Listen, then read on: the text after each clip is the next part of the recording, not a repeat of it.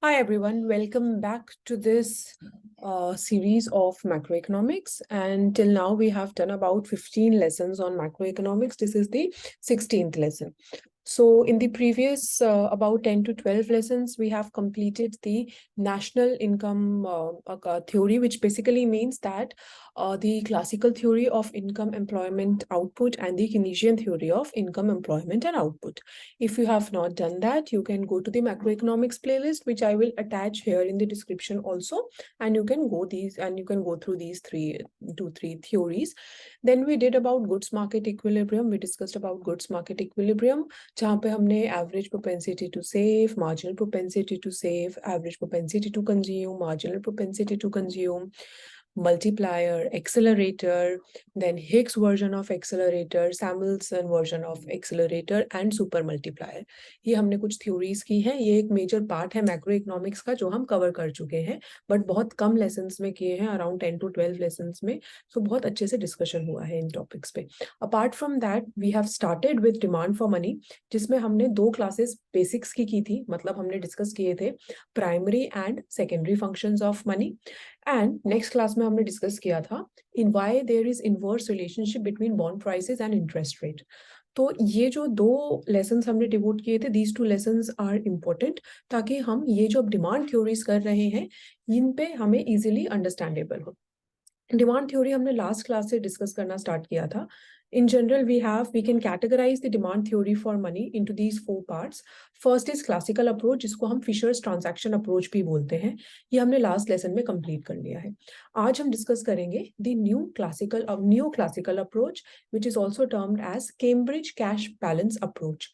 And in the next class, we will discuss about Keynesian theory, and thereafter we will discuss post-Keynesian approaches of demand theory of money.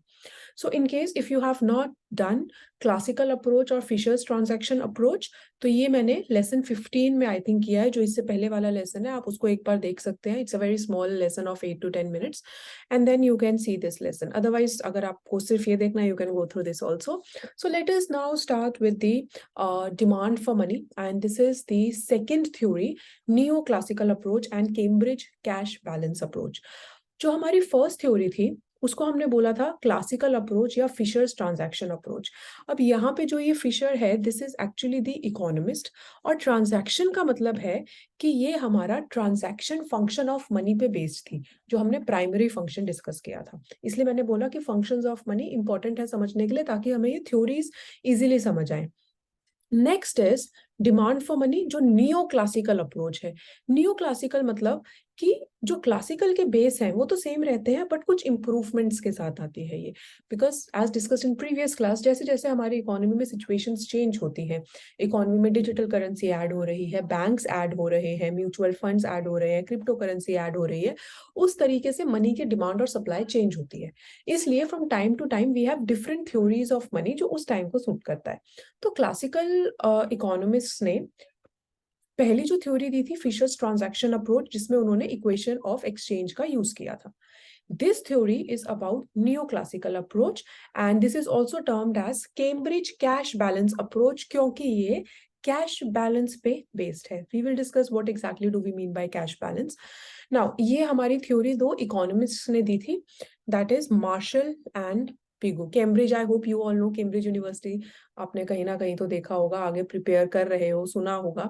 सो ये martial and Pigou, ये 2 बहुत famous economist हैं, and they belong from Cambridge University. They gave this theory. So we say that here the equation that they are using is that money demand is equal to KY, जहाँ पे ये MD denote करता है amount of money demanded by the people, और Y denote करता है money value of national income. Money value मतलब national income को हम मॉनेटरी टर्म्स में मेजर कर रहे हैं. मॉनेटरी टर्म्स का मतलब होता है कि हमारे पास 1000 रुपए की इनकम है, बट उस 1000 रुपए से सपोज हम इकोनॉमी में एक ही गुड कंज्यूम कर रहे हैं जिसका 10 रुपए वैल्यू है, तो हम 100 गुड्स कंज्यूम कर रहे हैं.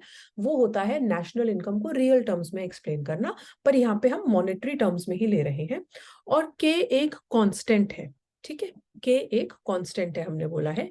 नाउ सिंस वी नो, अगर हम कुछ भी, ये थ्योरी एज्यूम करती है हम कुछ भी सेव नहीं कर रहे हैं, जो कुछ भी हम कर रहे हैं सारा का सारा एक्सपेंडिचर कर रहे हैं, जितनी भी हमारी इनकम है, तो हमारा अल्टीमेटली जो टोटल इनकम है वो किस चीज पे डिपेंड करेगा, कि हमारा प्राइस कितना है, P मतलब जनरल प्राइस लेवल, और ये जो स्मॉल y है इसका मतलब real national income.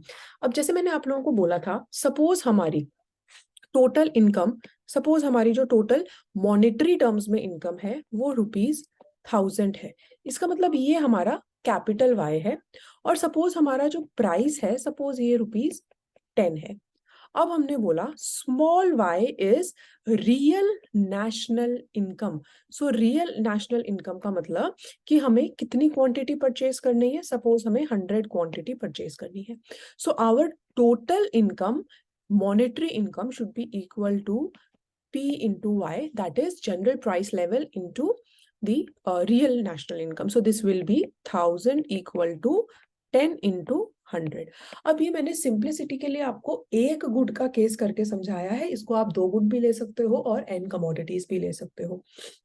So I hope आपको ये इक्वेशन का मतलब क्लियर होगा। So we can write down that actually this money demand is equal to a constant of this P into Y. So the key feature, we say the key feature of the Cambridge equation is that it makes the demand for money a function of money income and only of it. कि हम कितना पैसा demand करते हैं वो सिर्फ हमारी money income से ही डिटरमिन होगा, ना हम बोरो कर रहे हैं, ना हम सेव कर रहे हैं जिसपे हमें इंटरेस्ट रेट मिले और फिर हम मनी डिमांड करें। जितना हमारा एक टाइम पीरियड में मनी इनकम है उतना ही हम लोग मनी डिमांड करेंगे।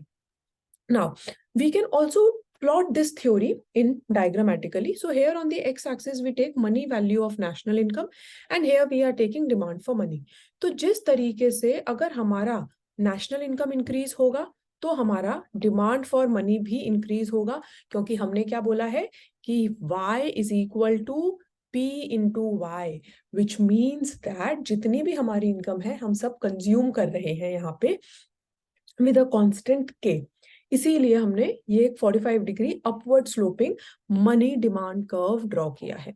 So this was Cambridge cash balance approach, that is new classical approach given by martial and Pigou. So now we have done 2 theories of demand, classical approach and neoclassical approach. In the next class, we will discuss other demand theories. Now regarding this, I will upload the PDF of this theory in the description of this video, and if you want to see all other previous videos, then I will also attach macroeconomics playlist. And for other subjects, you can go and check out the channel. I have uploaded some videos about microeconomics, international economics, statistics, so all those things are there which may be useful to you, so I'm recommending it. And I will also attach a telegram link, आप उसको join कर सकते हैं जहाँ पे मैं ये notes share करती हूँ. So all the best for your preparation, and take care of yourself. In case of any doubt, you can post it in the comment section. I try to resolve your doubts. और अगर आप telegram channel telegram पे join करते हो तो वहाँ पे भी अगर आप कुछ doubts पूछते हो, I will respond there also. So this was about the demand theory of money, and the next class I will upload the next lesson soon so that you can take advantage of that also. All the best. Bye everyone.